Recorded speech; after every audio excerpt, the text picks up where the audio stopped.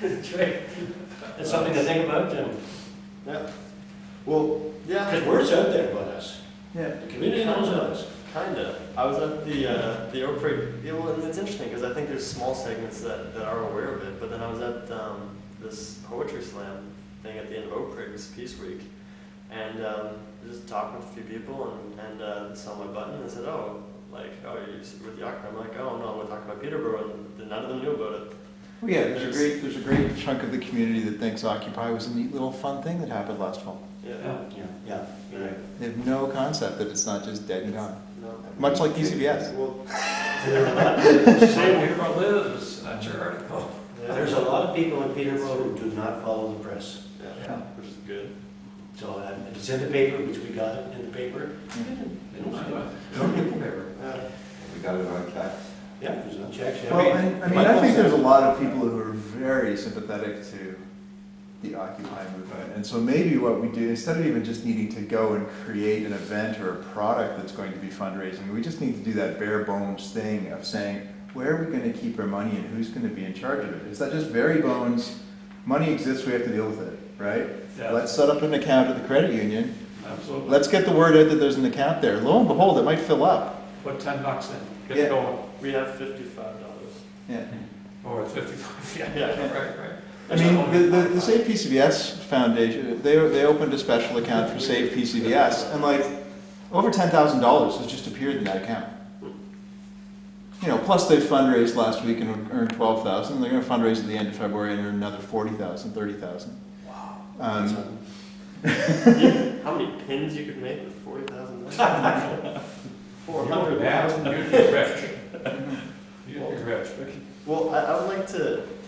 I was just reading activism tips on Twitter, and it said, the good focus is. I follow that. Yeah, they got some great stuff, but to be successful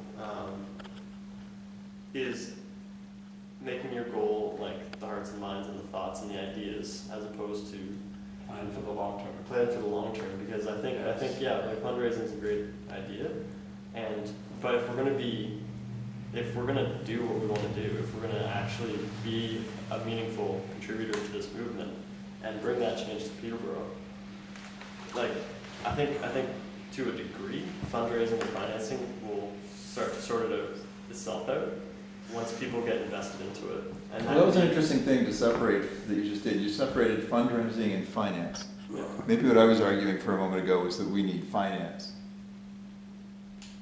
first. We have a budget committee. How's it doing? Yeah. The next thing is we need a treasurer and a bank account. Then we can start thinking about it. We have a box in my So budget. do you have a hierarchical structure in place? Do we need to have that? We've declared that the working group exists, and it has been. I mean, the whole movement is a working group. Yeah. No, we've declared 6 or 7 or 8 working groups below the umbrella of Occupy Peterborough. So communication does. Is the umbrella a steering committee? The umbrella is the. It's the GA. It's everybody. It's everybody.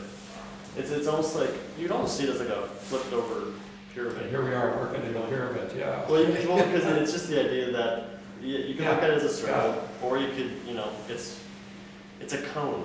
You can call it a cone in a way that the circle is on top.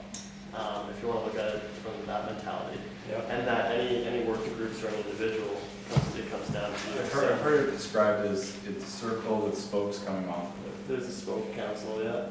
There's a lot of different ways to look at it. We just had a heart and soul meeting about circle and pyramid, we've had 2 in a row. But the reality is that you've got to have some sort of, Spokesperson? you got to have some sort of functionality, a treasurer, a secretary, and something or other. You just can't avoid it. No. Even if you just want to open up a bank account. Well, yeah, exactly. You can't. With the one person finance committee, you can't go do a group bank account. And until You're you just have stuck, that right? little bit of structure for the pyramid, you won't be able to get any fun. Let's call it a cone. Let's call it an upside down cone. Because from the side it does kind of look like a pyramid, but the circle is on top. That's the thing. If we need to use an analogy or a symbol, We do some geometry. yeah, let's break out some weird geometry. So I think that's where it's going. Okay, so is this something we want to pitch at the next GA? Yeah, I think that's a good idea. That's a nice from this TA, we should at least have 4 or 5 recommendations that came out of there. Yeah, I to think say, that's a look, really this is low what level need. one. We need a treasurer, we need a bank account. DA needs this thing consensus. We need to get a central message thing going. These are all key ideas that we need to get going and, you know. Would it be we a present to manifesto? DA. Would we call it a manifesto? Yeah, I think that's another word for central message. I like You know, declaration. I think manifesto has a suggestion of being pretty focused, whereas maybe occupies having a list of 10 things. It's a little more in the spirit of the diversity, right? Yeah. But I think they're serving the same purpose. But these are kind of manifesto stuff. Well, bullet point number 1 on that sheet is what Paul keeps speaking to. We need this central clear message, which is the 10 points, which is the manifesto, which remarkably we haven't had time to stop and talk about yet because people want to go out and hold the banner and you know, do all those things, which is understandable, It's a but lovely booth though, right? yeah. You gotta worry about the 1% trying to bust this down by making a joke or laughing at it. So it shouldn't matter if they go to him, me, Right. you. You're gonna get the same statement. Is that the 1% method though? Huh? You can throw something at the Paul, it's cool. But, yeah, we need the same message coming from whoever, so like if your media asks a question, boom, the same thing, boom, boom, boom, boom, boom. Yeah. Why I are don't you know. occupied? Boom, boom, I boom, don't know. boom, boom. What is your main reason for being Do here? you? That's it. I want to challenge you on that assumption. Do you? What? Does everybody have to have the same message, or do you embrace the why I occupy spirit of This is one of things? the We've already seen that, problems, I've already yeah. seen that on the news with, you know, Fox News going up to the stupidest looking person they can find and saying, you know, why are you occupying? And they spew out absolute garbage out of their mouth, and has nothing to do with it. The problem is even if you have a coherent message, they'll still go find a stupid person. But and this, that's- this is Yeah. the thing though, this is the thing, is whatever the person's intellectual capabilities are, or whatever, is mainstream media doesn't understand it. And Playing their yeah, we're playing their game. And I think that person is much part of Occupy as anybody else. It's just mainstream media focuses on 140 characters or less, 5-second sound bites, etc.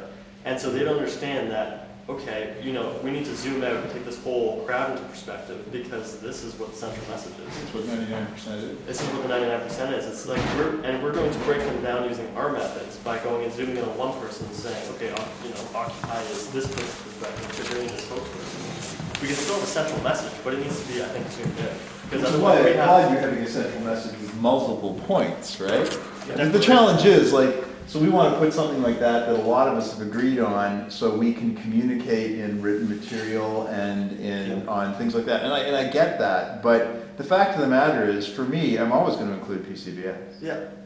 That's your Not that I That's understand, right. you know, I fully understand that PCBS isn't Occupy and that it only has so many linkages. But I think there's an Mark- engagement there for me personally, and I'm not going to deny that. No, but I think what we intended, number one was that if there's an event like Del Mastro or PCBS and so on, Yeah. we cater our messages to the event, okay? I mean, Yeah. we can't use the same line everywhere. However, in addition to that, our central message is always there. They're Yeah. somehow included, but something central, like inequality or whatever, is always present. That's what we intended. See, like that's nice and broad, and I think the central message should encompass this, saying that whatever, like it could almost be kind of like a circular, self-fulfilling central message, and that the central message is that through consensus, through General Assembly, we're identifying like a coalition that is all sorry, let me rephrase that. Yeah, let's make a circle. Just pull that.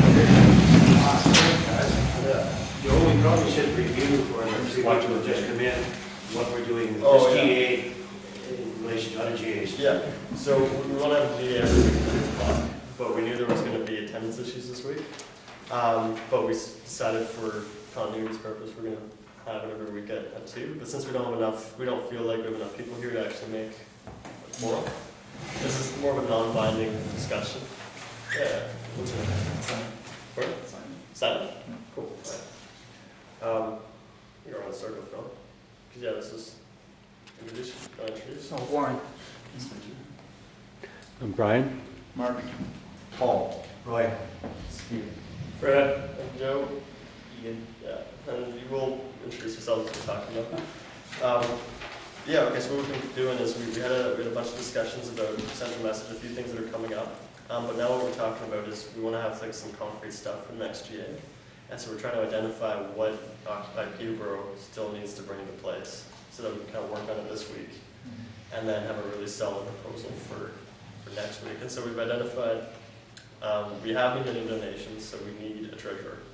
This is organic, it just needs to happen. That treasurer needs to have a bank account. That, yeah, not a box in his basement apartment. All the different changes and all different baggies, it's cool. So we need a treasurer. Ledger. There's a balance sheet online, you can access it if you want. Oh. Yeah. There's a euro and everything.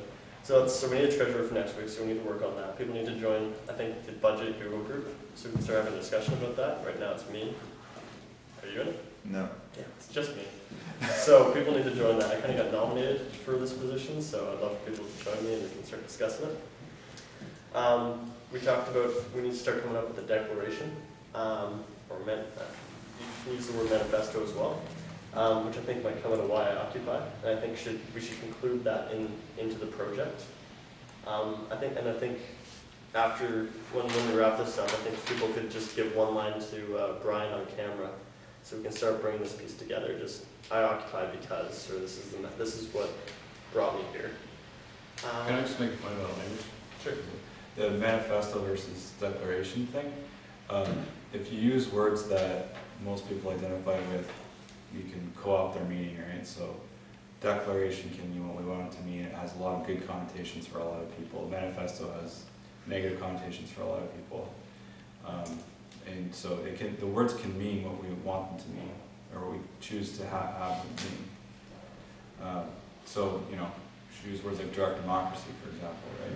So where everyone... Just a piece of feedback, manifesto isn't a charged word for me. I feel, well, it's got not this a charged word, word. really. Yeah, well, it's just some words have. Yeah, I know. I know some words do. I'm just feedback on that particular word. Okay. Yeah. It's not a word for me. It's not, sorry. It's just not a problematic word for me. It's not a problematic word for me either. Right. But I know for sure it's a problematic word for a lot of people.